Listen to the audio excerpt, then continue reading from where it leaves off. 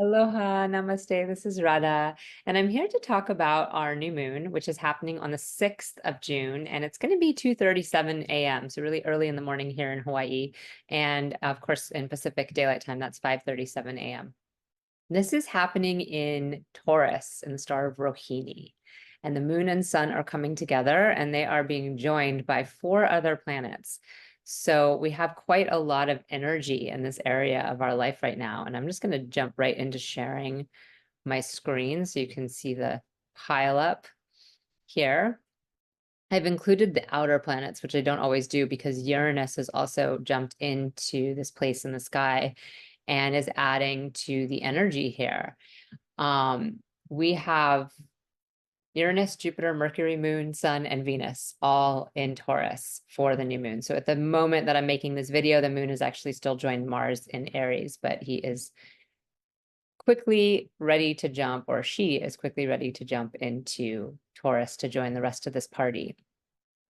And you can see Mercury, Moon, Sun, and Venus are all in Rohini, and the particular degrees of Venus is right in there with the moon and sun. So every month we have our moon and sun come together. The moon is our mind, it's our psyche, and the sun is consciousness. And they come together to join, merge, marry, if you will, in this place in the sky. And our mind goes to sort of a meditative state. It's like a blackout of our inner world as we connect to that which is higher. Venus being in such close degrees with this is also bringing this energy to our relationships and our sense of happiness. Venus is the ruler of Taurus. So this area of the life that's so lit up in so many ways is also receiving this very sort of oppressive, hot energy from the sun. When a planet is really close to the sun, we call it combust. And when it's like this close, it's extra combust. And what it means is that the rays of the sun, the fiery nature of the sun, is sort of burning up the qualities of the planet itself. Well, Venus brings us pleasure, it brings us joy, it brings us that relational quality where we get pleasure with another person. It brings us a sense of compromise and a willingness to work with other people. In her own sign, we do this really well, right? We have a grounded approach to relating to other people. We both want to win, we want win-win scenarios.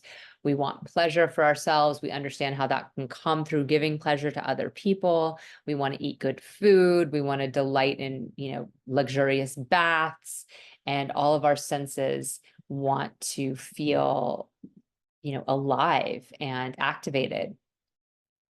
This feeling of the sun being there can kind of damper some of the fun, right? But instead of putting a wet rag on it like Saturn would, it's putting a hot fire on it. It's burning away all the things that are excess and making us really just work with the center of what we need to do.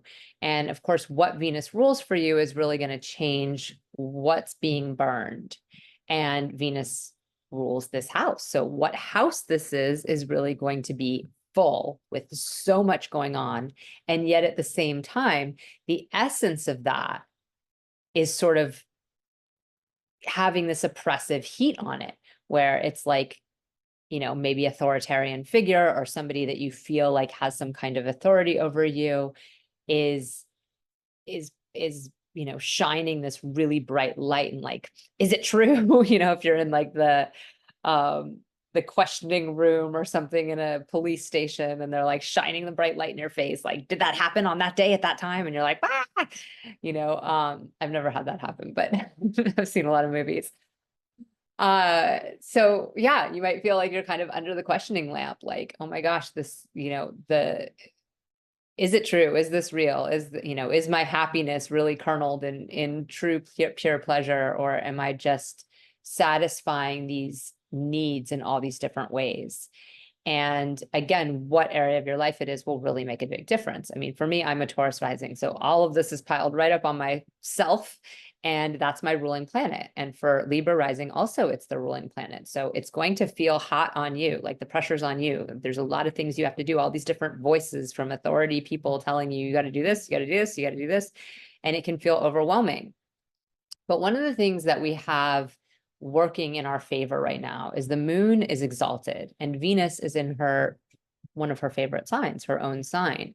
And Mercury is also in very good dignity here. And even Uranus's energy here is interesting. And what I like about and why I even bothered to bring Uranus into this is because it's an 8-year cycle. So this is a transit that just occurred last weekend and is going to last for 8 years. And Uranus has this really transformational quality to it. It's this like upheaving of old ways of doing things and radical, new, rebellious ways of doing things. And the sign of Taurus has to do with our values. It's the natural second house. It has to do with what we consume in terms of our food or in terms of what jewelry we wear or the clothing that we might wear. It has to do with our speech, our communication, so things of the mouth that come out. And it also has to do with like our family values and our financial security and the things that make us feel secure and connect us to something. Well, this Uranus energy is like creating new pathways here, tilling the soil, saying, okay, we've tried all these things before, let's try something different. There's this kind of rebellious activity that's occurring here. And one of the things that can mean, and of course, for me, it is my identity. So I really reflect on this from like a personal standpoint of how we can feel differently about the way in which we are being oppressed or having some authority come down upon us. There are a number of different ways this can look for each of us, and I'm not going to get into all the different possibilities, but we tend to have these views that we have because we're tied to them through our culture. And culture is so tied to this house because if you think of the clothes you wear, the languages you speak, the food you eat, the family ties you have, the way in which you experience security, even the currency that you use is connected to your culture, right? Depending on what country you're from, what culture you're from, you're going to speak a different language, you're going to eat different food, you're going to wear different clothes, and you're going to use a different kind of money. And so these old lineage things that are tied into us and these stories we have about what we're allowed to do, what we're not allowed to do, what we have to do, the have-tos of life, which is a lot of what the sun energy feels like. It's like we're trying to have our joy over here. We have Sun, Mercury, and Jupiter together. We're trying to enjoy this Saraswati yoga and create and have pleasure. And meanwhile, the sun is over here, government, or boss, or father figure or somebody who's in charge telling you, no, you can't have that kind of fun. Sorry, no, this, you can't do that. This is what you have to do. These are all the things you have to do instead. And we're still trying to generate joy from that place. Well, that's an old paradigm, right? The idea that there's ways we have to do things and that there's this specific order of who's in charge and how that dictates down to us. And the story is old as dirt, right? It's come out in so many different cultures in so many different ways. The specific story of Rohini from the Vedic texts is that of the creator, who is Prajapati, wanting to mate with his daughter, Rohini, because she's the most beautiful of the 27 nakshatras. She's been favored by her husband, the moon, who's Chandra, or Soma. He's the moon, and he's the father to all the 27 stars. And he liked her the best, and her father likes her the best too. She's the most beautiful of all of them. She's the red one. She's the fertile one. She's young. She's juicy. She's full of life. All of that energy that we look for, that shows us something is growing and going to continue to grow. That is the essence of life itself, is in this star of Rohini. So everything's wanting to grow and be born in this time. And then the father figure comes in and says, well, you're the most beautiful one. I want to make children with you. I want to procreate with you because I want to populate the world with beautiful beings, and I have to choose my most perfect creation. Now, if we get into our own stories around this, this becomes this, torrid tale of incestual behavior and all of this kind of thing. But the truth of it is that the creator created everything. So everything's his child. There's nothing that's not his child. And so, in order for more creation to be made, he has to continue to sort of self-propagate. And he does this in various different ways and in various different manners. But the stories, these myths, they start somewhere, and then they've also morphed with culture and with time. Just by being written down, they were changed. And so he wants to do this, and she does not want this, and starts to run. She actually happens in the next star of Mrigashira, where she turns herself into a deer and flees. And meanwhile, Rudra, the fierce form of Shiva, comes up and shoots the creator down. This is the story that we hold, right? Where something bad happened, it had to be stopped by somebody, and there was a innocent victim to that who was being oppressed by this, patriarchal figure. This is the story that we hold and that we carry. And the roots of it are different than how it morphed over time, and even how it morphed over time is different from how each of us will understand it, based on our own culture, based on our own life experiences, and based on our stories. And if you remember what I talked about last week, and I'm just going to come out of the share for a minute, because telling the story with the screen of the chart is a lot. In our full moon 2 weeks ago, I was talking about how we're releasing stories, how we need to express the emotions that we feel around things more than being attached to the different stories that we have around them, because the stories keep us connected to that story, and we're rarely able to release the story. The story has so much to it, you can't release it. And the emotions we can feel and we can let go of. So this is a very Scorpion theme, right? Feeling all of our emotions and letting go of them. Well, here we are now in the Taurus part of this, where we're reflecting. We had the full moon before we have the new moon. So the new cycle is actually getting offset or set off after the apex of the cycle. So in and of itself, there's this sort of twist around. The sun has already been in this place for a while, and we're now seeing the stories play out, right? This is the story that happened. This is where we are reckoning with the facts of the case. And we can see this in our world around us, right? People are obsessed with the facts of the case. They're obsessed with the stories. That's all anyone can focus on. Meanwhile, truth is totally out the window, because we're so attached to truth being details of a story, when in fact the details of a story, again, back to the police station that I've never been to, anytime they ask a witness what happened, it's like they get 25 different stories. Nobody can actually relay exactly what happened, because each of us are experiencing what we're experiencing through our own lens, through our own culture, through our own taste, through how we perceive clothes, through how we perceive food, through all the perceptions we have around money, through all the perceptions we have around words that are spoken. And they're different for each of us.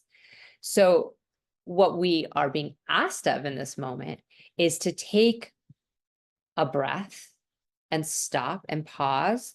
And instead of being like hop to whenever something comes at us and demands of us, we can recognize how we feel in that situation. And instead of also the other choice being fleeing because oppression is bad, we also have an opportunity to express ourselves to said authority or anyone that will listen, and see if perhaps circumstances actually change as a result of our expression. We hold ourselves in boxes without realizing it. We keep ourselves trapped in our cultural paradigms, and we have them just as much in the West, just as much in the United States as they might have in any other culture, with a lot more of a through line. It's more complicated when there's such a mixing pot of cultures, and people are often cut off from their lineages, but there's still some kind of cultural thing that's being held and upheld. And each one of us is upholding it in our own way, or not, or we're being rebellious, or we're being rule breakers, and we're turning the soil and we're saying, actually, that's not my value system. Actually, I don't bow to that authority. Actually, when you tell me I have to do this, I beg to differ. I don't have to do that. And so that's really where the change can occur here, is that we have to shift out of a place of security and comfort, and out of what we do because it's always been done. Normally, this happens in the third house where we're like, maybe there's a world out there of other things we can do. And we take our mind and we go out and we see other ways of doing things. This is correlating to Gemini. But in this case, we have this opportunity to overhaul and upchange things that are happening in our in real time, in our culture. We don't have to leave. We can do it here. We can stay grounded. I'm going to go back to sharing the screen. I just didn't want to stay stuck on it the whole time I was talking, as much as it's a beautiful chart. So that's a big theme we're going to have right now. And Jupiter's presence here in Taurus is also shaking things up because it is the 8th and 11th house from Taurus. So regardless of what your rising sign is, that's its relationship to this sign, is it's upheaves the comfort with beliefs. I mean, excuse me, with not beliefs, with like transformational visions of how things can be. The community of the 11th house and that bigger vision, that bigger dream mixed with the 8th house, which is transformation and change, and also upheaval, a different type of upheaval than Uranus, maybe less rebellious and more based in fear and what we see that is corrupt or wrong. But that's also a relationship that happens where the ease and comfort that is being produced in Taurus is upset by the fact that we have to see that there's actually all these things hidden in the shadows, or that we have other people around us and we want them to survive also. We can't just sit here with a mountain of food by ourselves while other people starve. These kind of things, these beliefs and these wisdoms that come through Jupiter shake up the Taurus quality of security and safety. Again, spoken like a Taurus person who has Jupiter very present in my chart. And it's like, I don't get to stay comfortable. Darn, it would have been fun. So this reliance we have on these things that bring us comfort is getting toppled here too in this way. And both Uranus and Jupiter are still in Kritika, where it's ruled by Agni, fire, sight. We're seeing through things. We're cutting ourselves off from things. But part of the getting cut off is also part of an illusion in a story. Wrong action occurred because of wrong information, similar to what happened in Rohini. Now, Mercury comes into play, having just transited into Rohini out of Kritika. So when I'm making this video, Mercury is actually still in, he's actually still in Kritika. I'm making the video on the 4th. Actually, I'm making the video on the 3rd. So he's still definitely in Kritika. So this quality of discernment that comes with Mercury is very important. And in Taurus, we don't always have the highest level of discernment. It's actually more that the communication is really grounded and also wanting to get along. Like Mercury does really well in Taurus, and it's because, you know, we stick to kind of the grounded nature of communication. It's not overly passionate, and there's an agenda called getting along because it's a Venus ruled sign. In Kritika, some of that agenda of getting along is reduced, and we end up in this situation where we're really trying to see what's happening, and we're willing to cut ourselves off from others in connection. As Mercury moves into Rohini, we will have more of that desire to get along and to feel good, to feel loving feelings, to feel like we're getting attention. Now, in the story of Rohini, we can't forget that there's these jealous sisters. It's not as present in the story with the father, but in the story with the husband, the moon, who wants to spend every single night with Rohini and not go to visit any of the other nakshatras, Jaistha, who's in Scorpio across the way, the eldest sister, tells on Chandra, tells on the moon to their father and says, he's not spending time with all the rest of us. He's spending every single night with Rohini. She's jealous. And the creator is like, if you don't spend time one night with every single one of my daughters, I'm going to curse you to wane. And then the moon wanes because he can't follow through, because he's so much desire and lust for Rohini, he cannot listen to the command.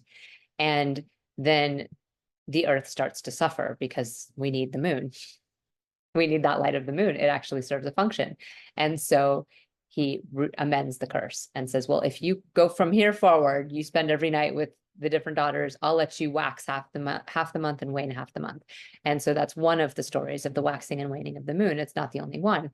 But that jealousy that comes from the sisters is also very present in Rohini. Jealousy of people who are younger or more beautiful or more sensual or more totally in the moment and present with what they're doing and alive, full of the life juice and not upholding their eldest position.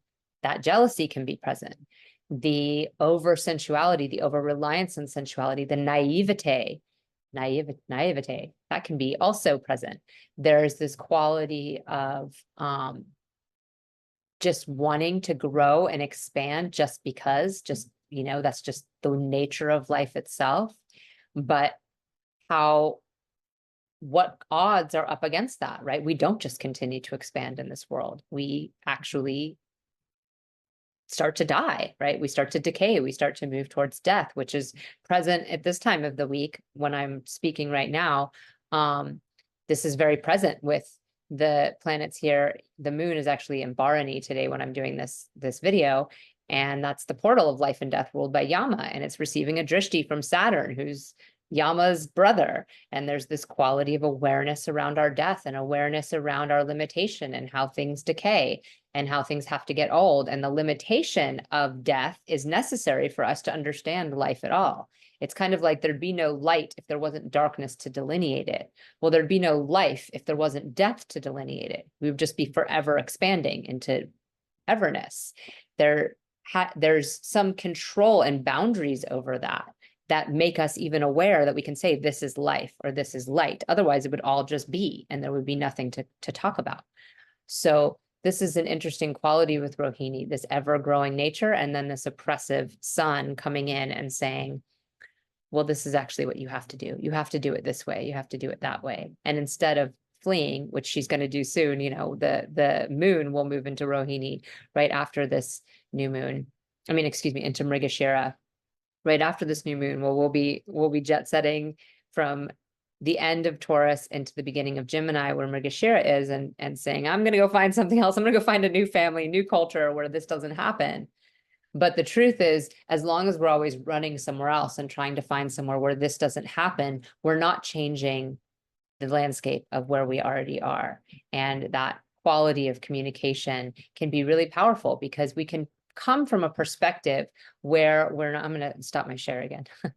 We can come from a perspective where we're not shaming or blaming, but we're really allowing our truth to be known, and not our truth from the mental perspective of these are my beliefs and this is what I need you to know about my beliefs, but more about how it makes one another feel. Because in Taurus and in Rohini, there's a desire for everybody to feel good. The creator didn't want his daughter to feel bad. He was trying to do something good. So if he knew how she felt, then maybe that would be adjusted in some way.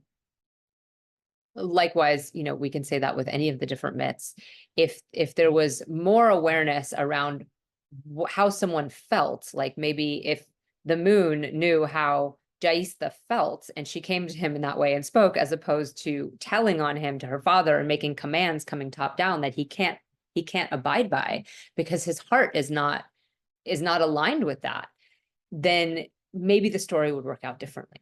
And so this is a chance for us to sort of rewrite our stories around our cultures, around our family lineages and our ties, around the things we hold so dear, our possessions, our money, our way that we, costume ourselves for the world, and the ways in which we value ourselves and how much value we put on fitting in, but yet we can only fit in. So fitting in is like there's a Brene Brown quote, and I can't remember exactly what it is, but it's something like fitting in is the opposite of being accepted or something like that, because it's like you're trying to fit yourself into something that might not feel right for you, as opposed to the idea of being yourself and allowing everyone to see what that is and trusting that the edges and the lines around that will start to make room for who you are. We come at it from an immediately combative position.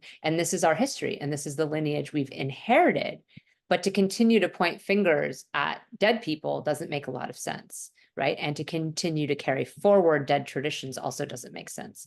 We need to move into the future in a way where we can be aligned with all the things that we're passing forward, and not kind of outcast certain parts of ourselves and then venerate other parts of ourselves and venerate other people's culture, but put down this part of our own. Like there's this whole messy way in which we are sharing information in this world about our different ways of growing up. And back in the day, people didn't know anything other than their own world. That's all they knew. And there are still places on earth where people live that way.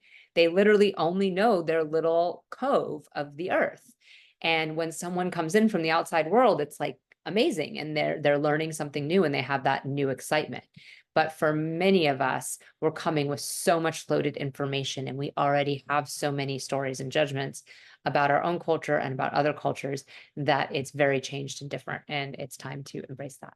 So happy new moon to all of you, and I hope this message resonates with you. If it does, you can like this, and that is awesome for me. You can also subscribe. If you want to know how this new moon is affecting you personally, I do a breakdown in my Patreon group for all of the rising signs. So you can see what area of your life it is for you and what each of these different planets are also, because the moon rules something for you, the sun rules something for you, Mercury rules something for you, Jupiter rules something for you. All of these planets rule something for you. And so they're through that house of Taurus, they're activating these different areas of your life. And it's really fascinating when you start to understand how things are different for you, how the transit might be different for you than it might be for somebody else. So you can check that out at patreon.com, Radha Home Astrology, or you can go to my website, radhahomeastrology.com, and see the different ways you can work with me. Have a blessed and beautiful day, and I will talk to you soon. Namaste.